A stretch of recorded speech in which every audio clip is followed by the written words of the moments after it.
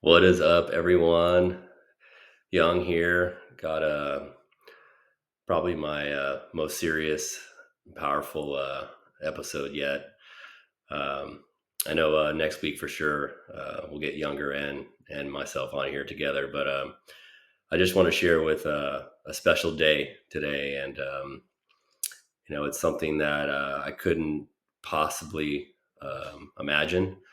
If you told me 365 days ago that I'd be sitting here right now having this conversation and sharing, my story, there's definitely no way that I would ever expect or even a little part of me think that I'd be sitting here now. And it's May 11th, um, 2024, and today is 1 year sober, 1 year alcohol free. And man, even saying that right now just gives me goosebumps, brings tears to my eyes, and I'm just so elated. Today's been fantastic, and the support and everything that I've gotten has just been incredible. And I have the best people surrounding me, um, and being a part of this, and just thinking about being sober and living the life that I have now, and deciding to make that choice, and not do it for 1 day or 2 days, and to tell myself this is a life commitment. And I thought in the time of making this decision, I didn't know if I was going to make it this far. I know I hoped, and I know I wanted to. And it's just been looking back now, seeing all the wins and all the things that have happened in my life over this time. It's felt like a lifetime in a great way, and I think that's because I've been living in the present, and I've been living and my mind has been in the present. And I'm not foggy headed. I'm not hungover.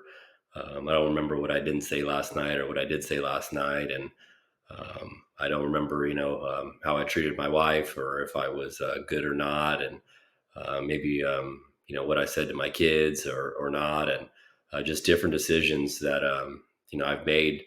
I can see that with clear head. So I know for me, it was definitely a journey. I can't even really tell you when I started, drinking, and making it like a normal thing. I was just like anyone else. You go out, you have some drinks with some friends, and you have some beers when you go golfing, and just yeah, just kind of like a social things to do. And I know that I just started kind of drinking beer, and that was what I normally stuck to. And but just over the course of these last couple years, man, it just progressively got in an elevated state. And I think a lot of people that do have struggle with alcohol or anything else, you don't ever think it starts a certain way. And but definitely that dopamine, that feeling that you want to get. And so started switching to from beer, to like those IPAs, and going to those, the 7%, 8% beers. And thinking, I need to drink those on most nights. And then it, pretty much became, an everyday thing, every night thing. And then obviously transitioning, from that, where, even it would take me maybe 3 or 4 or 5, 6 IPAs to, get to a certain level. And, just start switching to hard alcohol, and drinking some vodka. And the crazy thing is, I didn't know it was a problem. I thought like I can control everything, and I can handle my work life, I can handle my marriage, I can handle with my kids and my friends. And but when you're in the midst of that, you just you don't know, like you don't realize that the detriment things that you do or you say. And kind of just how everybody perceives you, and how they see you. And and I know for me, I definitely had many mornings, waking up and not knowing not knowing what I said to my wife, and if it was appropriate or not, or get in an argument, and I try to remember and go through my head, and in those moments, I remember hoping that I can just stop drinking, and hoping that, man, maybe I'll drink less today, and we'll see. And it just ended up being a cycle, and 5 o'clock would hit, and kind of the same thing, and you just kind of press repeat, and do it again. And yeah, for me, it just got worse, where I wouldn't really be involved in any conversations. I would always I just would want to do my own thing, and that's one of the things they said. Oh, don't drink alone. If you drink alone, you have a problem. And I know for me, like, it was better to drink alone. No one was gonna wonder what I'm drinking, how much I'm drinking, and I was just in my own vices. And I hated that feeling. And I know a couple times, I did try to stop, and or tone it back. I'd try to take a week off, and I know for me, it was, and I think a lot of people struggle with this, where it was like willpower. It's like, all right, you just gonna white knuckle it. Like, I'm just not gonna drink tonight. Just tonight, I'm gonna hold back. And I remember every moment sitting on the couch, and just after work, just like, all right, one more hour, one more hour, one more hour, and all right, I'll go to bed. And all right, I made it. And then, of course, my sleep would be awful. um, and I would just wait for the next day and tell myself, oh, I got one day sober, so man, I did good yesterday. Let's I'm good to go, and I can drink tonight. And man, it was just so crazy how alcohol just takes over so many parts of your life. I know. So for me, it was like, just starts out at little things, like going to a restaurant, and looking up, like, before, a new restaurant we never been to, I'd Google it, and I'd make sure that they had alcohol there. And and we would, my wife and I would, go drive somewhere, go drive to a restaurant, and I'd always jump in the passenger seat, just because I knew that, hey, I was kind of setting the tone for her, that, like, hey, I was going to drink tonight, and she's driving, type of thing. And it's just crazy how, just little ways. I remember, going out with friends, and I was traveling for work, and we'd be in a hotel, going out to dinner, and I'd always forget to bring my keys. I'd be, oh, my rental car keys are up at the hotel room. You'd have to drive. And just all those little things like that, to put myself in these different situations, where I would have the freedom to drink, and be there, and not, never be the DD, and never be the person that can take a night off. To always try to find that angle. And man, it was a lot of work, to be able to do those things. And I know, again, for me, it just progressively got worse and worse, and just drinking a lot more. And but I always knew in my heart that I wasn't this person, and I didn't want to be that person. And I just didn't know how to fix it. I didn't know how to change. And it was just so easy. I thought drinking was like my identity. Like, I'd always be I'm like always a fun guy. I always want to have it. Oh, you get a drink, you get a drink. Like, try to get everybody else drinking. We're all having a good time. And really, like, looking back, it was all for myself. It was so selfish to want to get everybody else drinking, so no one had to worry what I was drinking. And they didn't have to worry. I didn't have to. They didn't know how much I was drinking, because I would get them a drink. And um, I just can't believe I lived like that. And it was just so consistent, for a long time. And uh, it's just crazy for me, the turning point. And I remember being at work, and my wife was actually out of town. She's visiting her family. And usually for me, those times were like, oh, she's out of town, no one's home. Definitely some good drinking, by myself, and hang out, watch a movie, and have some drinks. And something came over my heart. And now now obviously, it's definitely the Holy Spirit and God, and this is why I believe so much, and people want to know, like why my faith is so strong right now. And in that moment, it was God, and I was working, and I just wanted to come home and drink, and then something came over me that said, like, Mark, like, you should go, you should look up AA, you should just look it up and see. And so I Googled it, and there was a AA starting, about an hour from where I was. It was about 2 miles from my house, and man, I sat back and just thought for a little bit, and I'm like, I can't go to AA. It makes it real, right? It's like, I can't do that. And I just, again, I felt God. I felt the pressure, like the warmth, like in my heart, like. And so I decided to drive there, and pulled up in the parking lot and started at 7:30, and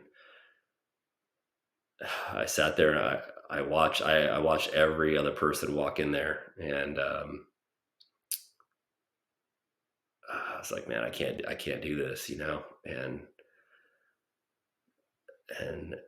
after a couple minutes, watching everyone walk in, I just got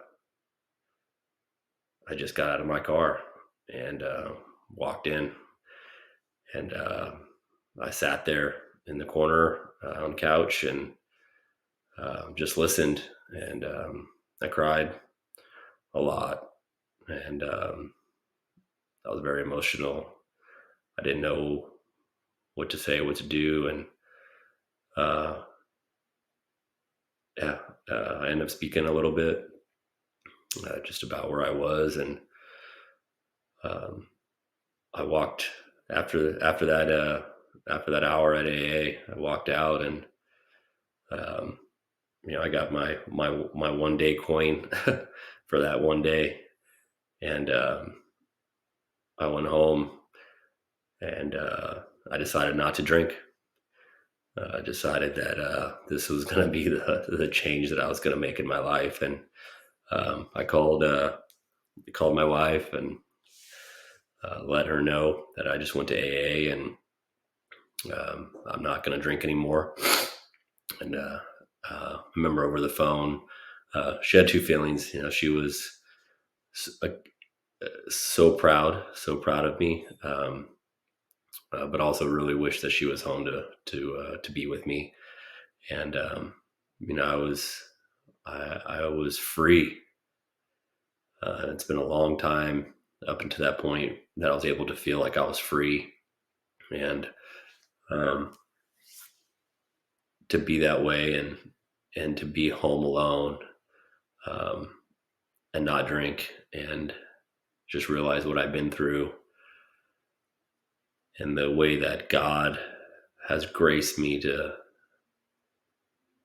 not have to white knuckle it.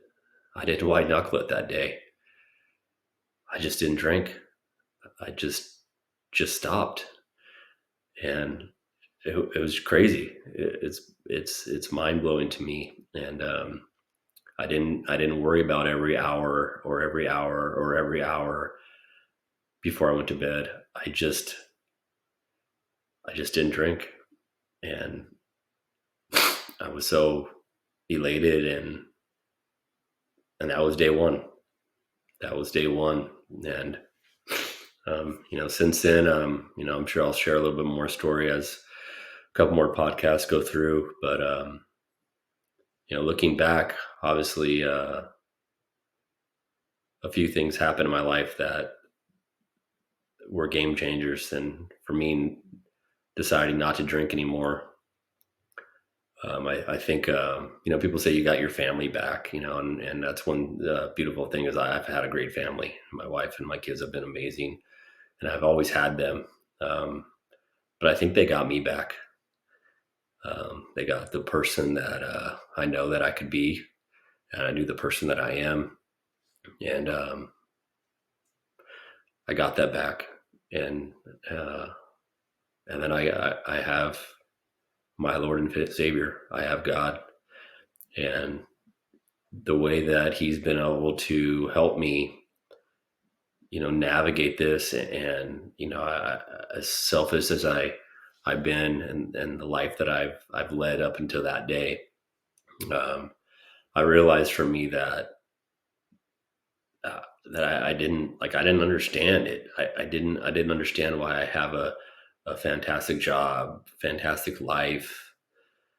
Um, like, why was I deserving of any of this by the person that I was, drinking, and the person that I turned into, and I know now, I see it as like, I really truly feel like, God gave me like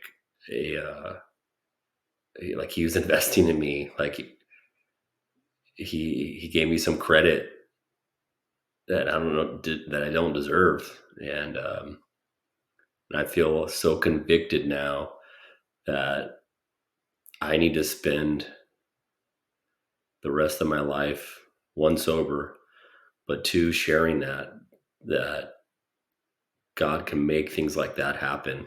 And I know for the people that know me, and as much as I did drink, and the person that I was in, and to be able to make those changes in one night, and obviously it's still a day to day working on it.